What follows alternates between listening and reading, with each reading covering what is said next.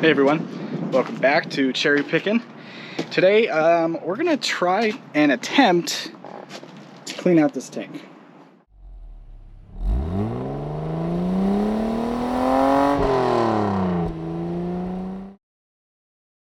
So if you saw my last video, you saw that I showed you all of the problems that I was having with this SVO and some of the problems that I was trying to fix, and then I came up to the ultimate conclusion that the fuel pump was just bad. And actually what went bad, since I have it right here to show you, on the old fuel pump, oops, the hose right here is all that was bad with the old fuel pump, from what I could tell. Well, I bought a Walbro 255 gallons per hour. The stock, I believe, is 155. I'm not 100% sure, but I think it's 155 or something like that. So I ended up just going with this anyways because it's a better pump altogether. So here is the float that we took out. Took this out just now. I actually just emptied the tank completely and then took all these out because I put a hole in the tank right there. It's actually not the big groove here, it's the little tiny one right here. The big groove is bad and I'm gonna fix it, but it's not nearly as bad as the one that actually punctured right there. So I have to clean out the tank. I'm gonna try to use my new pressure washer. I actually have a bunch of parts coming in from LMR today, so that'll be awesome because then I'm gonna have the gaskets, so for the fuel filler neck, the check valve vapor gasket for right there, the second hole, and some other things. I can't even remember what was in the order. Some exhaust hangers, because I gotta put the exhaust back on and the downpipe back on. But yeah, so right now, first things first, my fuel sock fell off the fuel pump. If you noticed when we were looking over here, the fuel sock's not on. I didn't have it clipped on perfectly when I installed the fuel pump. So when I pulled it out just now, I ripped it off and it's fine, but I gotta pull it back out. So I got these long ass pliers, needle nose pliers, chomp, chomp, chomp, to dig in there and try to get it out. Once I get it out, I gotta start cleaning the tank, but there is a baffle in here and the baffle does have to be probably JB welded on. It looks like it was soldered on from the factory. Well, when we were tipping the tank to pour the gas out, I noticed the solder and I heard a clunk, clunk, clunk, and turns out that was just the baffle moving around. So it somehow came unsoldered or whatever. Not a big deal, just got to JB weld it back on or something. And then we'll get to start pressure washing and cleaning it so that I can fix this hole, and so that when the parts get here, I can put the tank back up in the car and then I have a running, driving car. Kind of.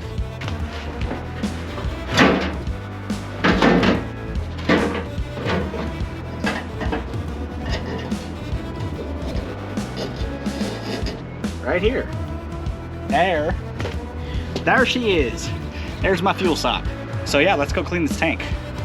So this is the best I could do now. Wow, it's really bright outside right now. It's about 4 o'clock or 3 o'clock. I don't even know, honestly. Time is just fleeting right now because we're just in an endless loop of never ending, growing old and dying. And anyways, here's the tank. But if you look in there, now on camera to me it looks a little bit worse than it is, but it's like immaculately clean in there. And if you notice, those look like the solder joints or whatever for the baffle. I'm gonna go ahead and pressure wash this tank real quick, just get some water in there to try to get the rest of the gas out, because I actually gotta fill it with water and clean it perfectly so that when we heat it up and solder on it, it doesn't explode on us. So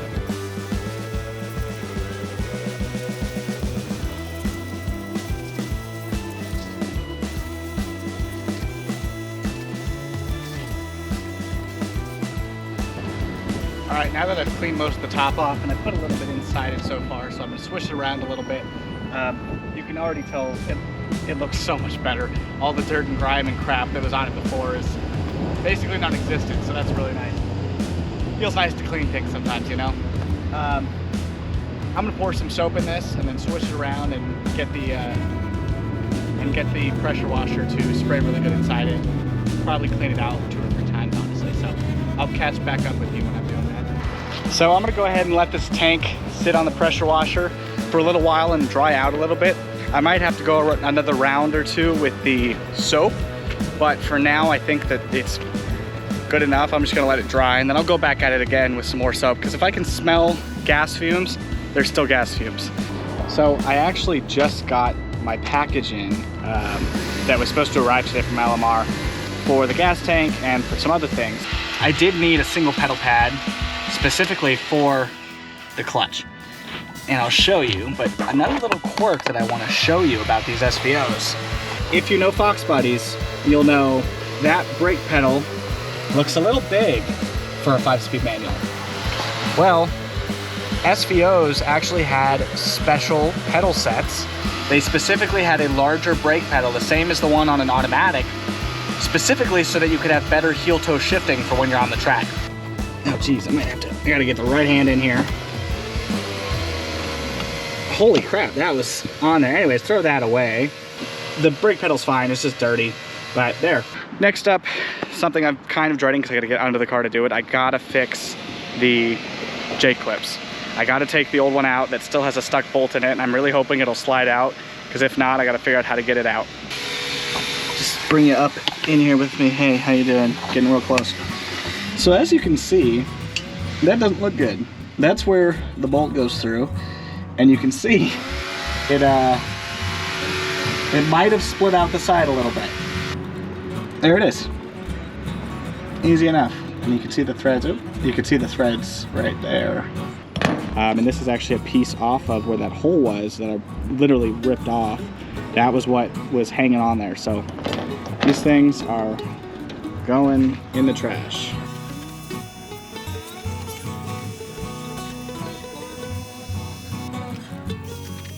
So the gas tank is all nice and clean. You can see how nice it looks now. We're gonna get it, take it over there towards the garage and weld a hole in it, or fix a hole in it, solder a hole, something. We're gonna fix a hole, plug a hole, put something in a hole. So it's the next day. About to fix the gas tank, but I actually gotta take the wheels off because I'm getting tires tomorrow, so I'm gonna jack up the car and take the wheels off right now.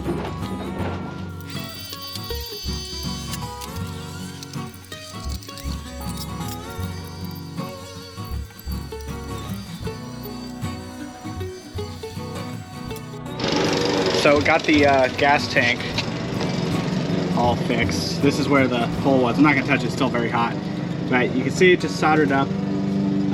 The actual hole was right there. This was just a little divot that was in the gas tank. So just soldered it up. And now the only thing left to do is I got to JB weld the baffle back into the bottom of the tank.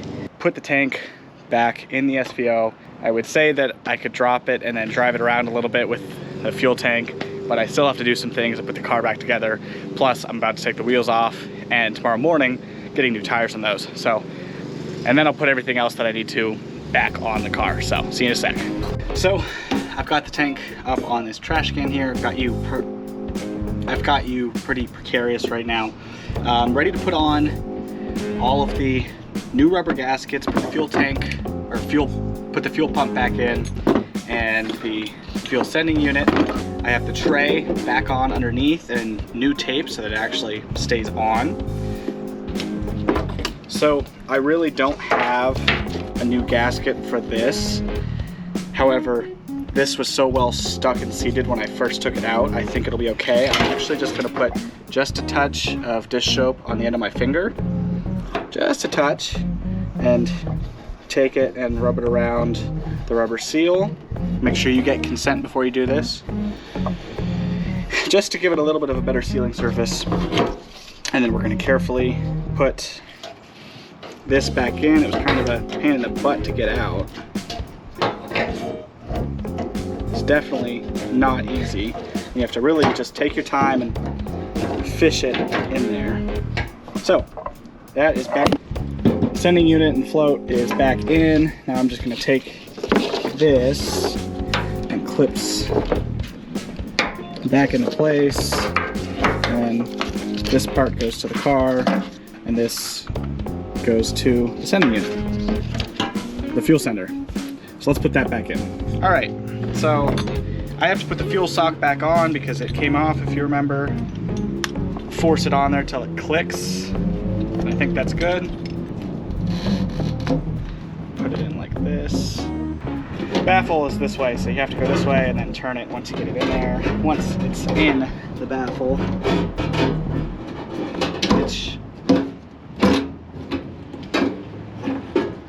there it goes. Tapping it back into place. All right, and my fuel sender and float are back in.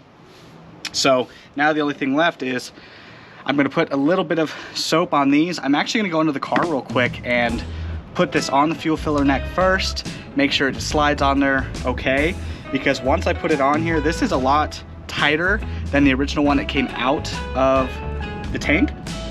All right, I've made sure that it slides over the fuel flow neck. It is tight, but it does slide over, so now we're just going to very carefully get this in here.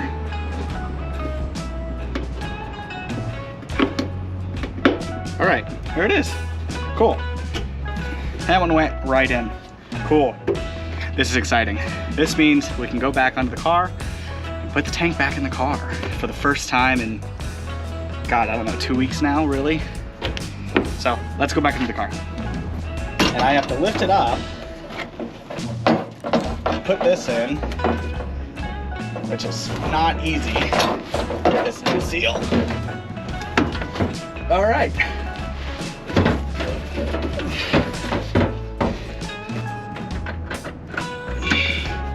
All right, we got one started. We got one bolt started. Before I can actually set the car down, which I'm not going to anyways because I gotta take the wheels off, but before it gets set down tomorrow, I do have to finish putting the exhaust hangers on, the new exhaust hangers, and then connect the exhaust back up. So I'm probably gonna go into there right now, connect the new isolators, that's what they're called, isolators, connect them up, and then try to put the exhaust back on. So don't mind the hair. It's pretty crazy right now because I've been sweating, and I also just got water in it because I just finished the exhaust hangers. Now on the rear exhaust section on these cars, there's actually 4 hangers. I only bought 2 because I only saw 2 that were ripped. I should have also bought 2 more and replaced the ones that are at the back right underneath the bumper here. And they aren't ripped yet, but they are in pretty rough shape and they are a little torn. However, they are still intact, so for now they're okay. Like I thought it was going to be, that was a really crappy project to do. Knocked the wind out of me. Putting them on was actually surprisingly easy. It was taking them off that was the hard part, taking the old ones off. Because they were ripped in half, and you can actually see, they're straight up just ripped in half, and the exhaust was just hanging pretty much by the rear ones only, which is why the rear ones were getting worse and really cracked, and why I probably should have just replaced them, but I didn't think about it at the time. So now, the only thing left on the underneath of the car, and I can't believe I'm saying this, the only thing left to do on the underneath of the car right now is bolt the exhaust back on to the catalytic converter, and then it's done. And then we're done underneath this car for now.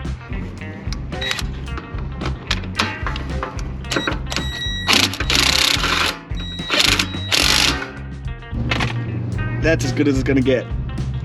All right, let's get out of here, because this is a nightmare. So I bolted up the exhaust underneath there. I took all 4 wheels off, so the car is now floating. So next thing, and pretty much last thing that I have to do in order to actually start running this thing, the only things that I'm aware of, I do want to replace some vacuum lines, although I'll get to that later, because right now they are stable, but I definitely don't want to be driving around with them like that, because they will burst open. They are almost non-existent. I got to get a gasket on the IAC idle air control, because it's metal to metal right now. I have to fix the timing on the car, so I have to time it, and that'll be a whole separate thing. And then right now I just have to put on the air filter and air intake situation back on the car. I'm going to put this on real quick, and then hopefully I should be able to just start the car, put some gas in it, and it'll be the first time actually starting the car and running it correctly in, I don't know, 3.5 weeks, pretty much. Basically, from when I first pulled it out, it ran fine, and then all of a sudden it started not running fine. So this will be the first time the car actually runs well and I can actually idle. So I'm gonna put this back on right now and see you in a minute. Got the intake back on and everything is connected. I had to hook up a battery charger because it is fully dead, pretty much. So I'm gonna open the door, take a light seat in the car, and with my new clutch pedal pad, I hear a fuel pump.